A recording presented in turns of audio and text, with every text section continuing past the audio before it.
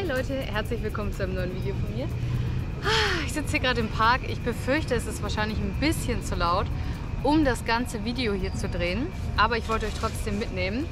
Wie gesagt, ich bin im Park in der Nähe mit meinem Hund, der hier neben mir sitzt. Und ich bin hier, erstens, weil ich natürlich jeden Tag Gassi gehe. Und zweitens habe ich ein niegelnagelneues, leeres Notizbuch dabei. Ich hatte ja vorher dieses kleine, was ich in meiner Handtasche dabei hatte, das ist leer. Also voll, sagen wir voll.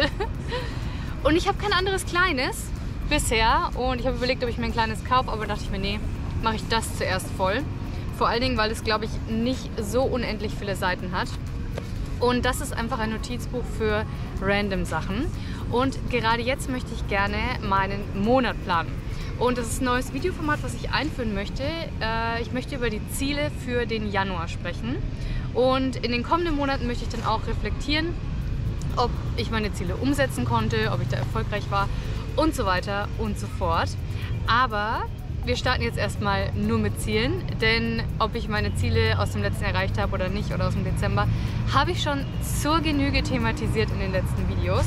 Ich habe hier also ein leeres Notizbuch und einen Stift und werde mich diesem Thema jetzt mal widmen. Manche von euch schreiben mir immer wieder, dass ja so viel Ziele entwickeln und so viel Selbstoptimierung nicht so richtig sinnvoll ist.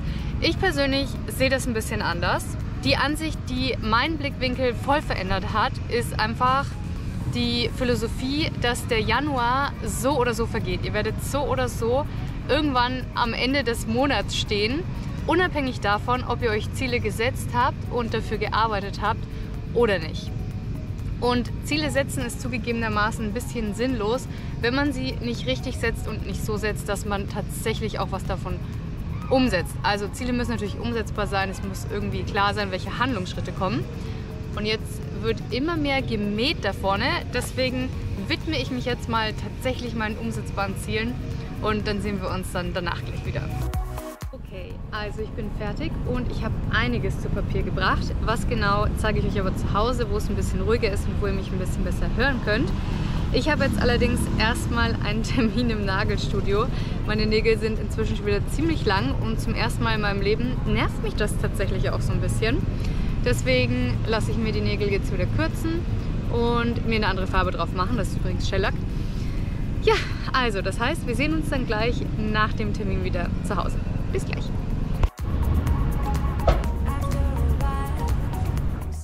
So, hier sind wir angekommen zu Hause. Ich war im Nagelstudio, habe wieder ganz schöne, klare, saubere, kurze, weiße Nägel.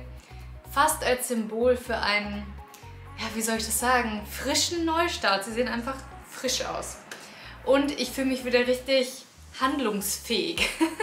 Ich habe gerade kurz Mittag gegessen. Es gab Joghurt mit Quinoa-Puffs, Blaubeeren, Honig, Kakaopulver und ich fühle mich energized, wohlgenährt, gut versorgt. Ich finde es so krass, was Essen für einen Unterschied macht. Und hier habe ich noch einen kleinen Cafecito und dann gucken wir uns jetzt mal an, was ich genau aufgeschrieben habe. Also macht euch bewusst vielleicht, der Januar vergeht so oder so. Egal, ob ihr euch Ziele setzt oder nicht. Ich tue mich sehr viel leichter, mehr an meinen Zielen zu arbeiten oder überhaupt täglich motiviert, irgendwas zu tun für meine Zukunft, seitdem ich so ein bisschen mein Mindset dahingehend geändert habe, dass jeder Tag wirklich nur ein Tag ist. Das Konzept hat sowohl Stärken als auch Schwächen, denn man kann sagen, okay, was kann ich in einem Tag erreichen? Ich kann in einem Tag nicht super sportlich werden, ich kann in einem Tag nicht gesünder werden. Also was bringt mir ein einzelner Tag? Aber auf der anderen Seite hat die kontinuierliche Veränderung so eine große Macht über uns. Und am Ende haben 365 einzelne Tage darüber entschieden, wo ihr am Ende des Jahres steht. Bedeutet, jeder Tag für sich betrachtet ist jetzt kein Hexenwerk und ihr könnt irgendwie nicht was richtig Krasses verändern. Aber die einzelnen kleinen Handlungen, die ihr jeden Tag macht, also wann ihr aufsteht, was ihr esst, wie ihr euch bewegt, womit ihr eure Zeit verbringt, ob ihr im Handy surft oder ob ihr ein Buch lest. Das scheint euch vielleicht an dem Tag selber total irrelevant, aber über das ganze Jahr gerechnet oder sehen wir es ein bisschen kleiner, über eine Woche gerechnet, macht es echt voll den Unterschied. Also wir reden zwar jetzt eigentlich in diesem Video über einen Monat, Aber vielleicht fällt es euch ein bisschen leichter, euch das vorzustellen, wenn wir über eine Woche sprechen. Wenn ihr jeden Tag der Woche ein bisschen was lest, dann habt ihr vielleicht sogar am Ende der Woche ein dünnes Buch geschafft. Und wenn ihr das jede Woche des Monats macht, dann habt ihr vielleicht 4 kleine Bücher oder ein dickes Buch geschafft. Und dann hättet ihr am Ende des Jahres schon 12 Bücher geschafft. Also es geht wirklich darum, ganz kleine Schritte zu machen und sich nicht auf dieses große, krasse Bild zu konzentrieren, wo man eigentlich hin will, sondern immer nur auf die jetzige Situation. Ich habe mich zum Beispiel auch jetzt nur auf dieses eine Mittagessen konzentriert. Klar möchte ich mich insgesamt gesünder ernähren und Ernährung umstellen vielleicht oder irgendwie solche Sachen. Aber jetzt in dieser Situation betrachte ich einfach nur das heutige Mittagessen, schaue in den Kühlschrank und denke mir, mit den Ressourcen, die ich jetzt in dieser Sekunde habe, welche Entscheidung treffe ich jetzt in diesem Moment, die gut für meine Zukunft ist. Und wenn ich damit fertig bin, dieses Video zu filmen, dann geht es weiter mit der nächsten Entscheidung. Bin ich zufrieden mit meiner Leistung heute, lege mich auf die Couch, nehme das Handy in der Hand oder ein Buch? Oder mache ich vielleicht noch eine Kleinigkeit, um meine To-Do-Liste für morgen etwas leichter zu gestalten?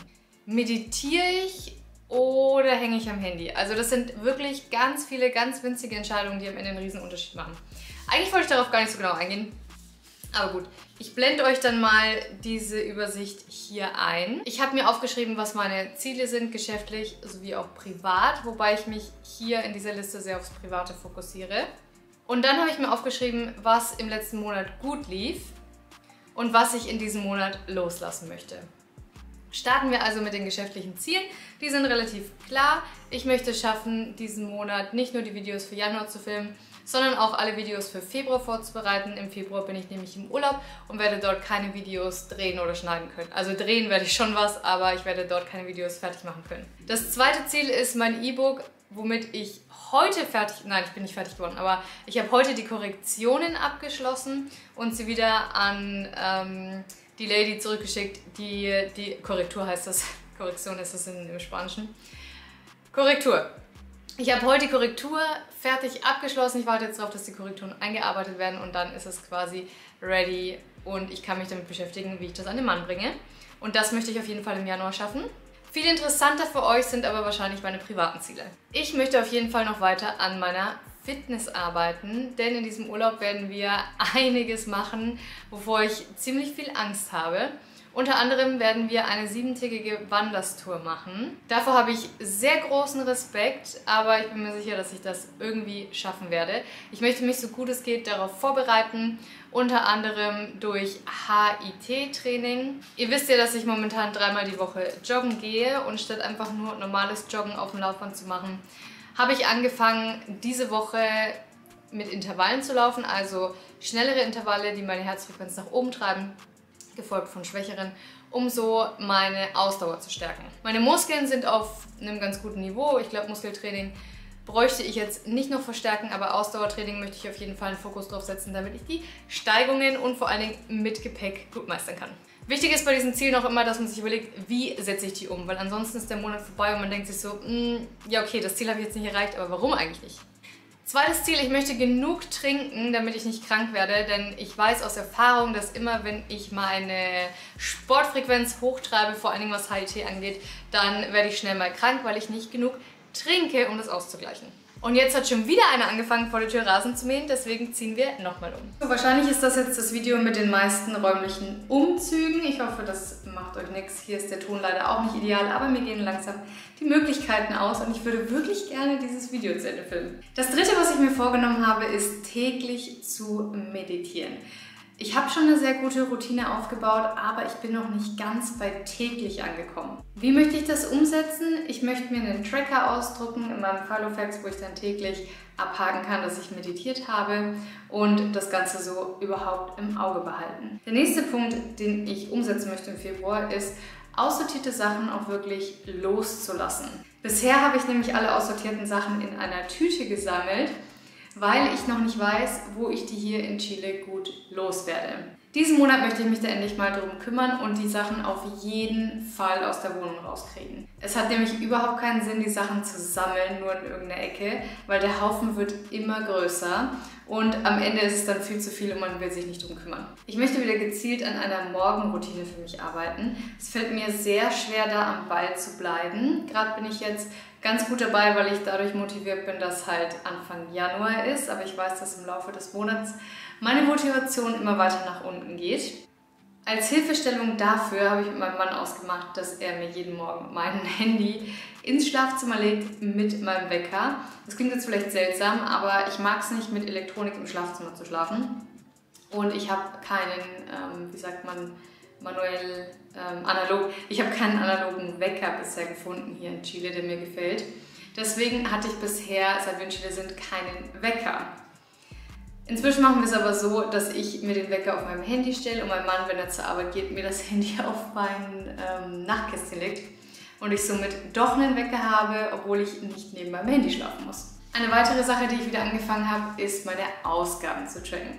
Das habe ich ja dann aufgehört zu machen, als wir in Chile angekommen sind, weil es irgendwie dann total crazy war mit der Umrechnung zwischen Euro und Pesos und hier und da, und ich konnte und kann immer noch in meiner Ausgaben-App nur eine einzige Währung haben, und es war irgendwie ja mit verschiedenen Konten, verschiedenen Währungen total schwierig und so. Ich habe jetzt aber beschlossen, dass ich alle meine Ausgaben nur in Pesos tracke und die Euro-Ausgaben, die ich habe, einfach direkt vom Eingeben in Pesos umrechne und quasi mein Leben jetzt in Pesos stattfindet. Und bisher hat es auch super geklappt. Ich habe meine Applikation, also meine App, die ich benutze, Money Control, die habe ich genullt, auf chilenische Pesos umgestellt und habe mir überlegt, wie ich das Ganze sinnvoll tracken kann, und habe damit auch angefangen.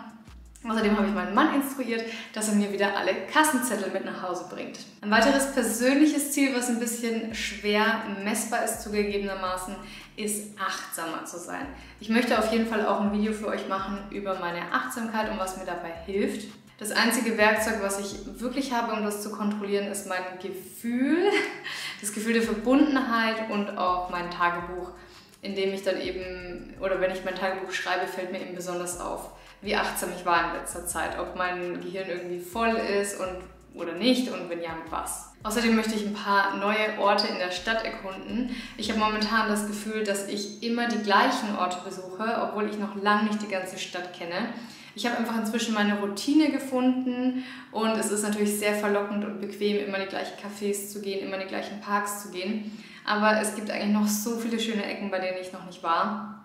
Und es gibt sicherlich so viele schöne Ecken, von denen ich gar keine Idee habe, dass sie existieren. Deswegen möchte ich mich da auf jeden Fall wieder mehr bemühen und die Stadt ein bisschen mehr erkunden. Sachen, die ich loslassen möchte im Januar, sind auf jeden Fall mein Perfektionismus. Ich glaube, dass ich da noch viel zu deutsch bin, wenn ich mir die Chilenen da anschaue, wie relaxed die manche Sachen angehen und wie es halt auch funktioniert mit unperfekten Sachen. Ich denke mir so oft, oh, ich sollte mich einfach echt mal entspannen.